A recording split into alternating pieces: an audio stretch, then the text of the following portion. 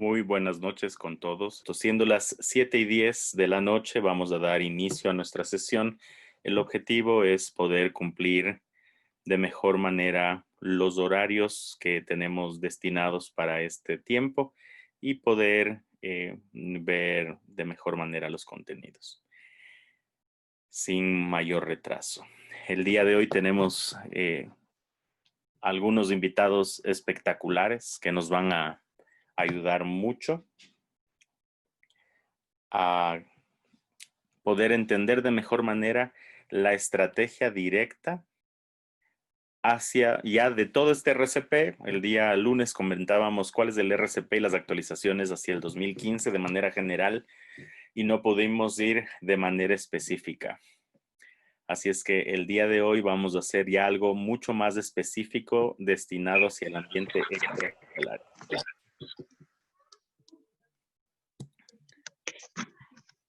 Listo. Para este fin hemos invitado al doctor John Carbo, médico posgradista del posgrado de la Universidad Católica, miembro de la CERCA, instructor PHTLS, instructor BLS, ACLS y próximamente PALS, facultado de Guayaquil, guayaquileño, al licenciado Elkin José Fuentes, que es facultado regional de la NAEMT para casi todas las modalidades de la NAEMT en realidad. Gracias, Elkin, por haber aceptado la invitación. Al doctor Paul Carrasco, coordinador del posgrado de Emergencias y Desastres de la Universidad Católica, médico especialista y coordinador de la emergencia del Axis. Al doctor Cristian Bravo, que es médico emergenciólogo, jefe de emergencias del Hospital de los Valles y miembro de la CERCA, instructor también de PHTLS y de ATLS. Y además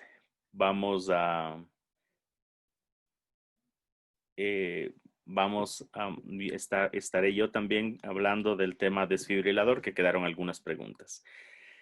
Hay algo que queremos añadir, es que para esta web, aparte de que Elkin nos ha ayudado aceptando el ser expositor en este webinar, nos va a colaborar Red Américas, que es la red de rescate, emergencias médicas y desastres, de la cual Elkin también es director. En este certificado en particular, y gracias a la aceptación de Elkin, vamos a proceder a enviar el certificado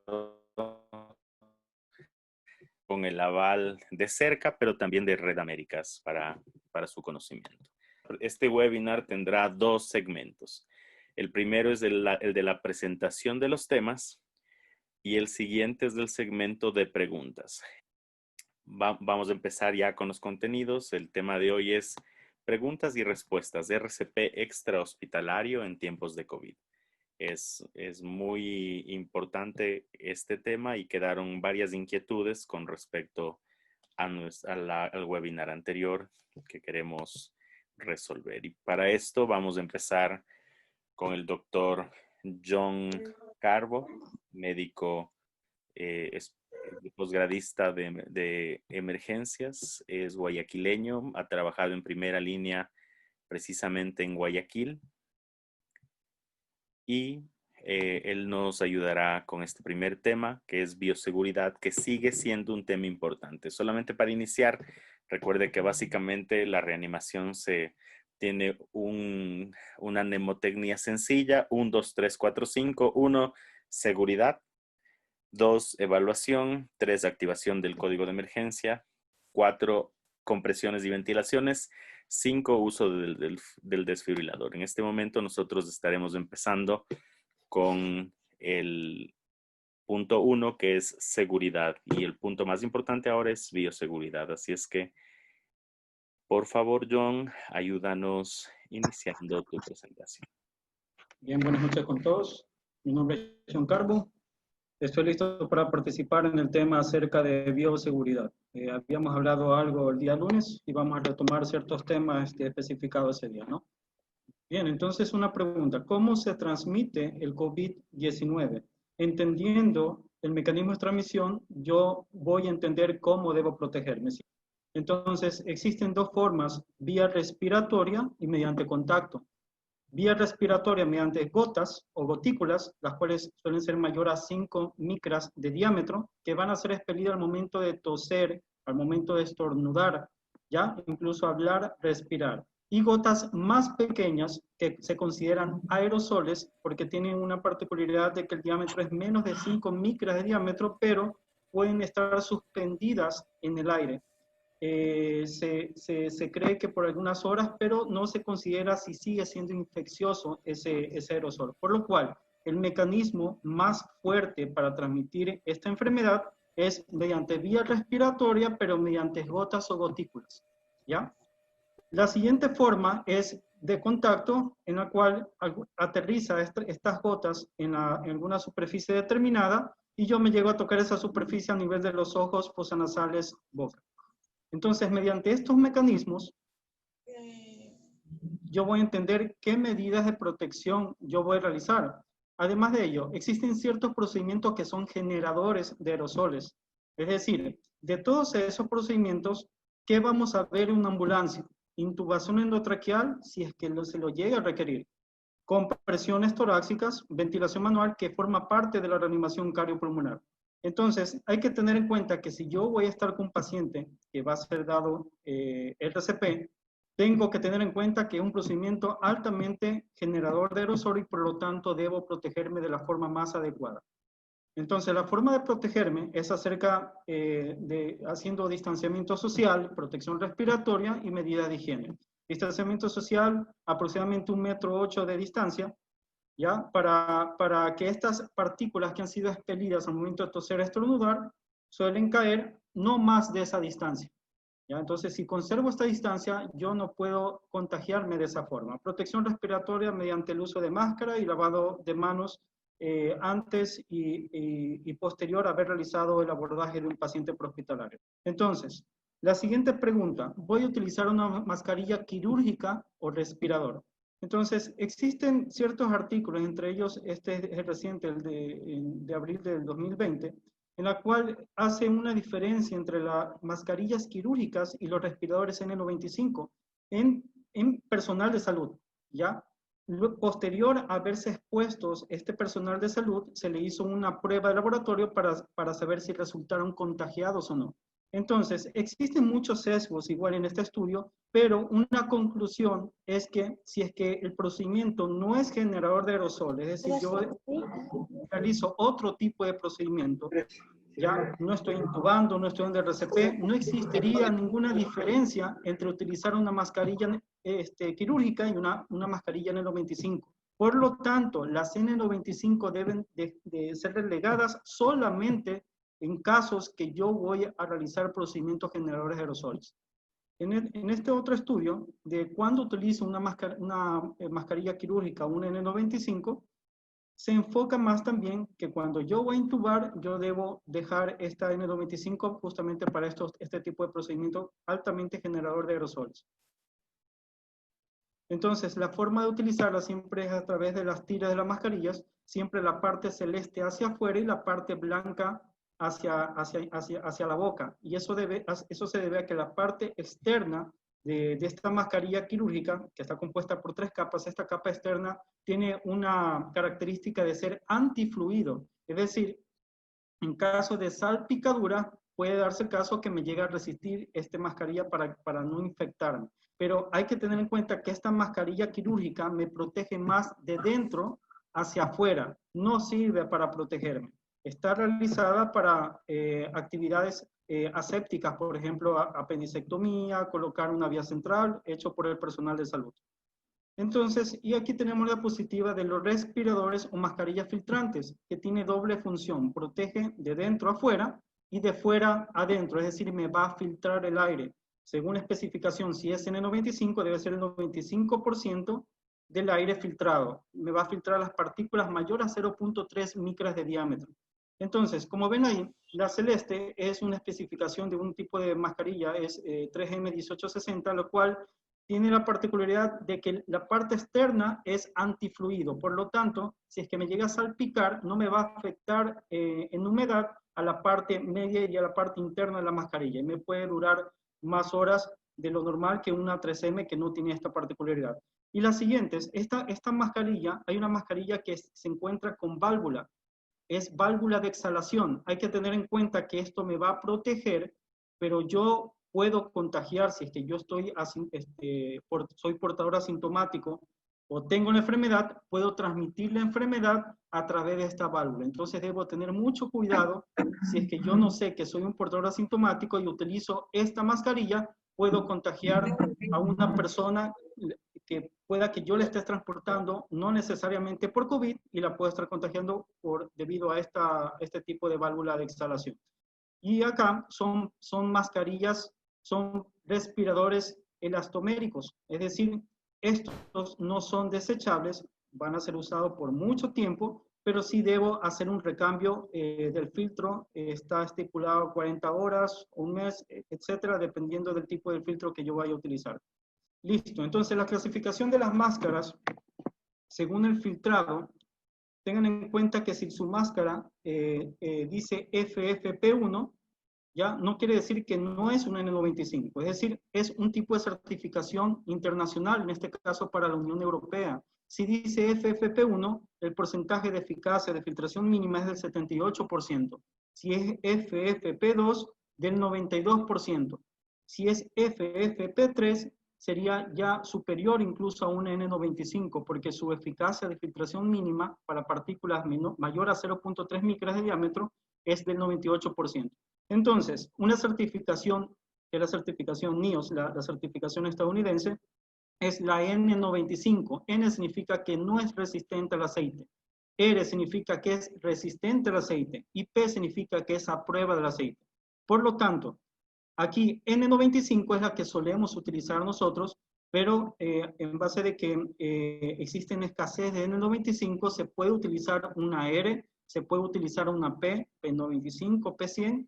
No es para el ámbito médico, pero indirectamente nos sirve para filtrar las partículas aéreas, que es de lo que nos estamos protegiendo nosotros. Entonces, el día lunes se discutió acerca de la mascarilla quirúrgica por fuera del respirador. Se decía que se utilizaba de esta forma para protegerlo de la humedad, para protegerlo de una salpicadura determinada mediante, si es que estamos realizando algún procedimiento como por ejemplo intubar, colocar vía central, etc. Entonces, esto tenía como objetivo de proteger, de alargar el uso, el tiempo de vida de un respirador, en este caso de una N95.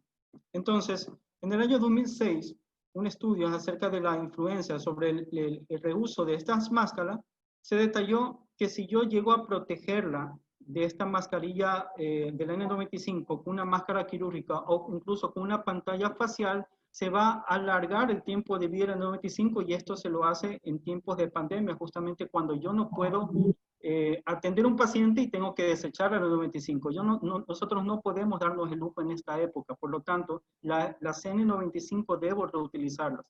¿Cómo puedo prolongar el tiempo de vida? Utilizando una máscara quirúrgica o una pantalla facial.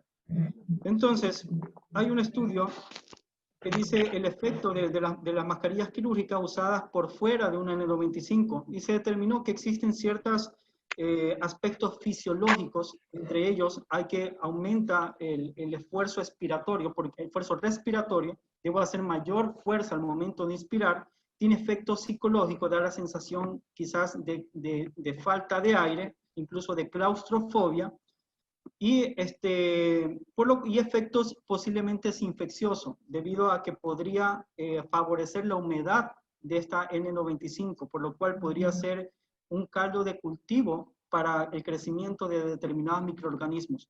Deberían realizarse más estudios para determinar si esto es así, pero por lo tanto, mi sugerencia, si ustedes van a utilizar una mascarilla quirúrgica por fuera de una N95, lo pueden hacer siempre cuando esa N95 tenga válvula de exhalación, debido a que cuando ustedes exhalan, tienen esa válvula, pero va a ser contenida por esa máscara quirúrgica, y si ustedes son portadores asintomáticos, no van a transmitir la enfermedad debido a que ustedes están colocando una mascarilla quirúrgica. Pero si ustedes están utilizando un N95 sin válvula de exhalación, les sugiero que se coloquen en una pantalla facial.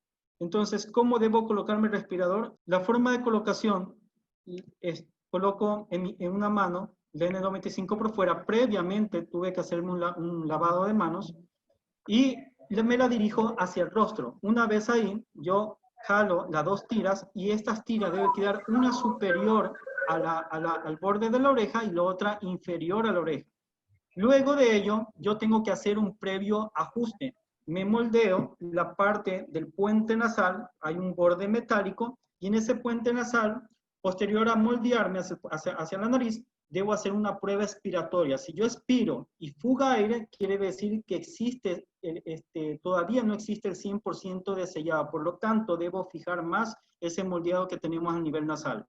El retiro de respiradores nunca tocar la parte delantera de esta mascarilla, de este respirador, debido a que su superficie ya de por sí está contaminada y puede haber el riesgo de ahora contagiarnos mediante contacto. Entonces, a través de las tiras, primero la superior y la inferior, nos retiramos cuidadosamente para posteriormente desecharlo. Entonces, ¿puedo utilizar un respirador elastomérico? Realmente no fue creado para estos ambientes de pandemia, no fue creado para ello, pero debido a la escasez de N95, debido a que a veces podemos tener N95 nacionales, las cuales no tienen certificación internacional, o podemos tener KN95, las cuales la mayoría de ellos pueden ser copias de la verdadera KN95, que es una certificación china. Ante esa duda, varias personas profesionales de la salud han optado por obtener este tipo de respiradores elastoméricos, los cuales tienen la gran ventaja de que no son desechables, se lo puede utilizar por meses, ¿ya? Y la gran desventaja es de que el sellado es mucho más ajustado y va a ocasionar dolor o lesiones a nivel dérmicas. Entonces existen los respiradores elastoméricos faciales completos y una media máscara. Siempre antes de colocarme ese tipo de respiradores, debo hacer la prueba de inspiración y la de expiración. La prueba de expiración, es decir, yo tapo la válvula de exhalación, ¿ya? Y observo si no existe un buen sellado de la máscara. Cuando yo veo que existe una fuga de aire, es ese momento el indicador en el cual yo debo sellarme más ajustando las correas. Luego hago la prueba inspiratoria, es decir, tapando los filtros, inspiro con fuerza y veo si es que existe alguna fuga entre la máscara y el rostro. Entonces, cuando pasa eso, debo ajustarme más con las correas. Entonces, habíamos mencionado de que profesionales de la salud están utilizando este tipo de máscara debido a que no tenemos otro tipo de respiradores, pero tengan en cuenta que si esta persona que estamos viendo en la foto llega a ser un portador asintomático o o es infeccioso, ¿ya? Se ha determinado que días previos a la enfermedad puede transmitir esta enfermedad. Ella en sí se está protegiendo, pero al momento que exhala puede estar transmitiendo la enfermedad, en este caso un paciente durante un procedimiento odontológico. Entonces acá vemos a un cirujano una válvula de exhalación sin tapar, en la cual puede contaminar al paciente o incluso puede contaminar el área séptica, en este caso una apendicectomía, colecistectomía, etc. Y recuerden que cuando ustedes van a utilizar una máscara quirúrgica porque tiene un N95 con válvula de exhalación, recuerden colocarla por fuera, no por dentro, debido a que se pierde el sello del respirador N95. Listo, entonces, ¿qué medidas de bioseguridad debo utilizar? Aplicado para el ámbito prehospitalario, si se dan, no existe diferencia entre la parte hospitalaria y prehospitalaria. Lo que marca en sí el uso de un respirador o no, en este caso mascarilla filtrante, es que si es un transporte de un paciente con un procedimiento generador aerosol, es decir, voy a transportar a un paciente que quizás necesite una nebulización, quizás este paciente vaya a requerir intubación endotraqueal o un manejo previo a la intubación, por ejemplo, utilizar una máscara laringea, etc. En esos casos, yo debo tener en cuenta que es un procedimiento altamente generador de aerosol, por lo tanto, yo voy a utilizar un respirador, ¿ya? En caso de que ese transporte no sea generador de aerosol, la CDC determina que puede utilizar una mascarilla quirúrgica. Pero se da el caso de que no es que nos dan una N95, una mascarilla quirúrgica por cada paciente que vamos a transportar. Quizás eso se esté dando debido a la escasez de recursos que tengamos. Por lo tanto, lo que se está realizando, lo cual no es correcto, es utilizar este N95 durante toda la guardia. Tengan en cuenta que las guardias en otros hospitales, en otros países, en otros ámbitos prehospitalarios, las guardias no suelen ser más de 8 o 12 horas. Por lo tanto, el tiempo de vida de un N95 es justamente eso, entre 8 o máximo unas 12 horas. Pero en el caso de nosotros que tenemos guardias de 24 horas en determinados hospitales o en determinadas ambulancias, en esos casos se requiere reutilizar la máscara más allá de esas 12 horas. Por lo tanto, sí deberían cubrirse con una pantalla facial para evitar que se contamine la superficie de la N95. Entonces, para colocarme, tengan en cuenta que primero es la bata, posteriormente la mascarilla, posteriormente las gafas, los protectores oculares o una pantalla facial y posteriormente los guantes. Tengan en cuenta que si el área donde ustedes van a hacer eso, ustedes consideran que no es totalmente aséptico, ¿ya? Puede darse el caso que primero ustedes deberían ponerse un N95 y posteriormente realizar los siguientes pasos, ¿ya? Y posterior al retiro, posterior a la guardia, cuando cada vez que me vaya a retirar estos dispositivos, por cada prenda que yo me llego a extraer, debo lavarme las manos. Es decir, si yo, por lo general, se coloca 2, 3 pares de guantes. Me coloco la primer par de guantes, me lavo las manos, ¿ya? Con agua, jabón, o puede ser con gel, con solución alcohólica, etc. Posteriormente me retiro las gafas, la pantalla facial y nuevamente el lavado de manos. Es decir, la intención es que con cada prenda retirada y con cada lavado de manos posterior a cada prenda retirada, la intención es disminuir siempre la carga viral para cuando yo me quede ya con el uniforme con el cual, el uniforme interno, tenga la certeza de que no haya mucha carga viral y por lo cual disminuye mucho el riesgo de contagiarme. Otra pregunta, ¿el uso de protección respiratoria va a reemplazar el lavado de manos? Notablemente no, debido a que no nos debe dar una falsa sensación de falsa seguridad, ¿ya? De que ya somos inmunes a esta enfermedad infecciosa. Por lo tanto, el lavado de manos siempre debe ser frecuente. 20 a 30 segundos cuando se trata de una solución gel alcohólica y entre 40 a 60 segundos cuando sea lavado de manos con agua y jabón. Bien, listo. Muchas gracias. Gracias por esta rápida explicación, John. Recordemos que todas las preguntas van a ser contestadas en el siguiente segmento de preguntas y respuestas.